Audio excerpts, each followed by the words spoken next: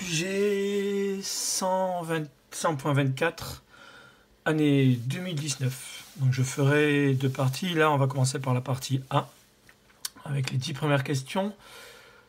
Le sujet est accessible, mais assez varié. Il fallait faire attention quand même.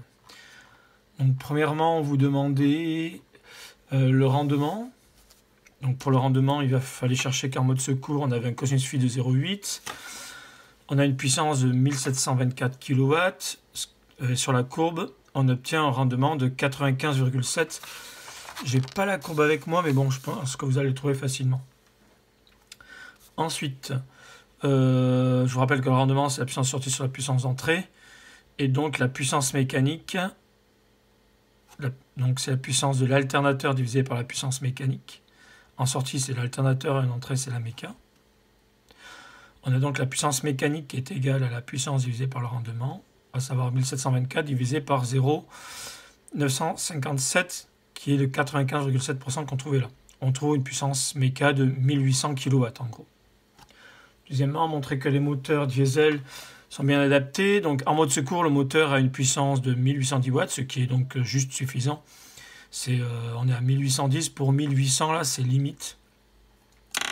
Question 3. Donc toujours en mode secours, il fallait calculer la consommation. Donc on a 212 grammes par kilowatt, ce qui nous fait 0,212 kg par kilowattheure. La consommation, c'est donc les 0,212 qu'on retrouve ici. La puissance méca fois une pompe, puisqu'on n'a qu'une pompe, on trouve 382 kg par heure. Ici, on est en débit massique par heure. Ensuite, ça nous fait une consommation volumique. Donc je vous rappelle, j'aurais dû vous mettre la formule, c'est pas très grave. Donc la consommation volumique, c'est égal à la masse divisée par la masse volumique. Consommation volumique, c'est la masse. Je vous rappelle que la masse, c'est égal à la masse volumique fois le volume. Donc si je veux la consommation du volume, c'est la masse divisée par la masse volumique. Je l'ai ici. 0,84, c'est la masse volumique. On obtient du 455 litres. Il faut faire attention aux unités. 455 litres, ce qui nous fait donc du 0,455 m3 par heure. J'ai bien dit par heure.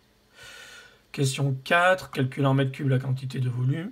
Alors, pour 48 heures, donc le volume mini, c'est 0,455 m3 par heure.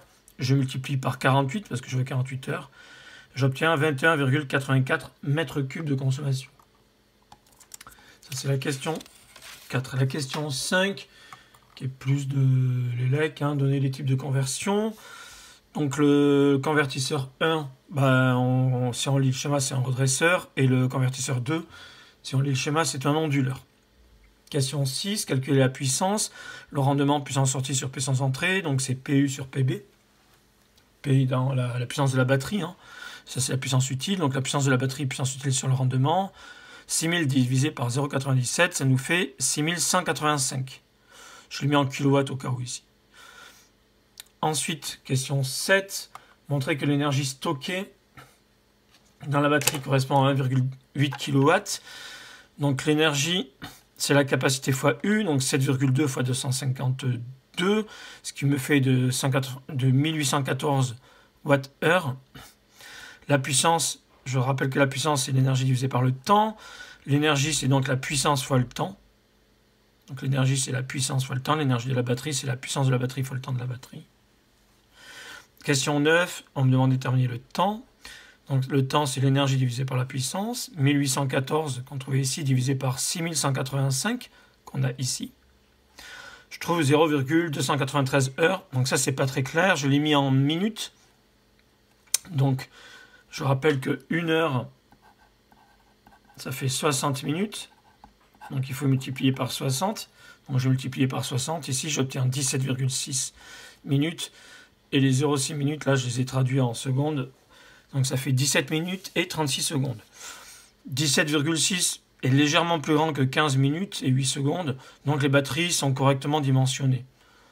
On est quand même à 2 minutes sur 15. On est bon, quoi. Question 10. Calculer le nombre de boîtiers.